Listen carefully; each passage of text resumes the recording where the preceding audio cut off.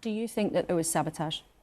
I don't want to make what is already a fairly dramatic situation, more than it is. I think there were concerns about the gap, quite reasonable concerns, about the gap between the government indicating it was going to step in and take control and being in the control that I am in control of now on the site today. And the risk is, having made the decision, something happens. It might not be sabotage, it might be neglect. I mean, the conscious decision, not just to not order raw materials, but to sell existing supplies of raw materials, is the significant change that required the government to step in. So, of course, this is a difficult situation on site. I don't want to make that more dramatic than it was, but it was very important that we moved swiftly to take control. But you have said that Jingye, the Chinese company, were not acting in good faith.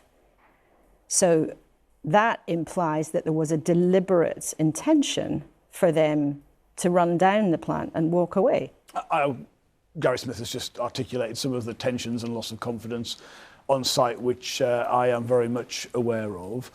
I think the point is this. We understood, and it's been going on for years, how much money the shareholder was losing at British Steel. They wanted a transition to the future. That's what we were negotiating. I couldn't accept a position where we had no bridge to the future because of unilateral actions that would have irrevocably taken decisions, because people will know at home, once a blast furnace is off, it can't be brought back. That was the danger. I would expect to be able to make an offer that buys us the time to continue those negotiations. But I do believe there'd been a change of position at some point, which was for Jingye to keep the downstream mills, of which I think there is a sound business fundamentally. 95% of Network Rail's steel needs come from one of those 4 mills. To supply instead those plants from China, which would be a completely different decision altogether to a conversation about co-investment in new facilities and new production.